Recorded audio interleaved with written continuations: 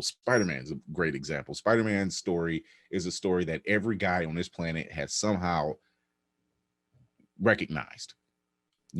Kid in high school, nerd, girl he likes, can't really talk to, trying to pay the rent, try to get the girl, trying to help his aunt, lost a family member, trying to save the world, and still keep his job, still keep his grades, Right.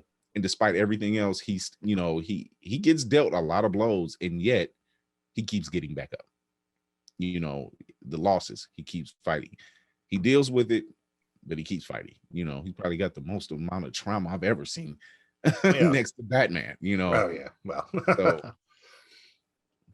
Yeah. so Well, it speaking of says the a lot. two, what would you, do you have a favorite comic company? I mean, I know there are other ones than DC and Marvel.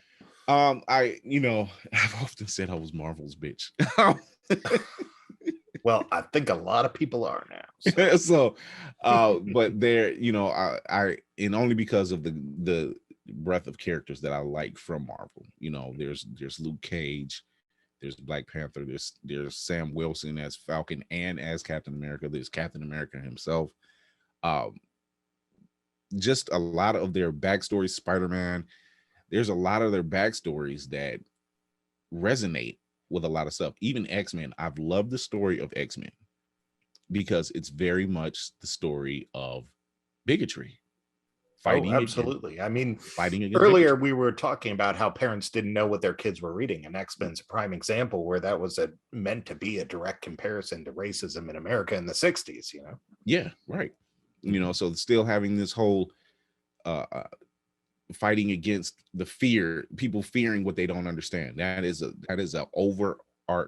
overreaching, not even overreaching, but it's a overarching storyline and a true fact. People do fear what they don't understand. It doesn't even have to be race, it could be anything. Right. Yeah. And people act differently towards something they don't understand.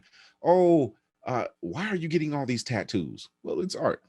People like art, and they apparently like the art on their body. Oh, that'll lead to gateway drugs. Oh, no, it doesn't. Yeah. No, I did drugs long before I got the tattoos. What are you talking about? So why are you getting on those piercings and why this and why? Because you don't understand it. Right. And you would see those 80s PSAs, you don't understand, and that was the beauty of reading stories from X-Men, because here, even seeing the cartoon, the storyline was these guys, no matter what, they're still going out there and they saving the human race, including their own mutant kind, and still receiving hate, having to cover up your identity just to go to the mall. and then some robots decide to attack the mall, and you're trying to fend off the robots, and they see, oh, they're scared of the robots, but oh god, these mutants are so much worse, even though they're saving our lives. So these two super tall chicks with the craziest hair I've ever seen. Basically, I assume you're referring to the first episode of the X-Men cartoon where it's Storm and Rogue shopping and Jubilee. Yeah, I know exactly what you're talking about. Yeah, so it's just like you're more scared of the two super tall chicks with the big hair. Yeah. Than you are the robots just trying to kill everybody and causing all this collateral the damage. Roof off, man. It ripped the roof off. Yeah. My favorite growing up was always Marvel.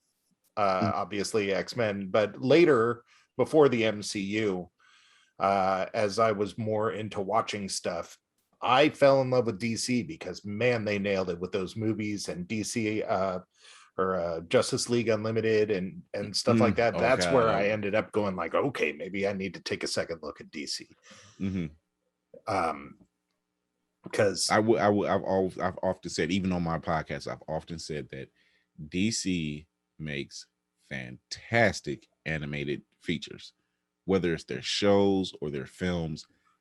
They are touching on something that really works. I think they acknowledge their market's age bracket. They do. I think Marvel animation, it seemed, was still gunning for tweens, thinking that was their only market, where DC was, dealing with death and, a tasteful level sexuality and stuff like that, you know. Mm-hmm. I think they're strong. I think Marvel's strongest runs in animation was the X-Men film or X-Men animated series, which it touched on a lot of more adult themes, and then like any iteration of their Spider-Man cartoon, which, like you said, it was always aiming towards tweens and you know, in between there. Right. And sometimes they might slide a little something in there, but there was that. But DC always, they're Justice League Unlimited, Justice League cartoon films, they're just everything they've done animated. You sit back and you look and you're like, wow, this is really good.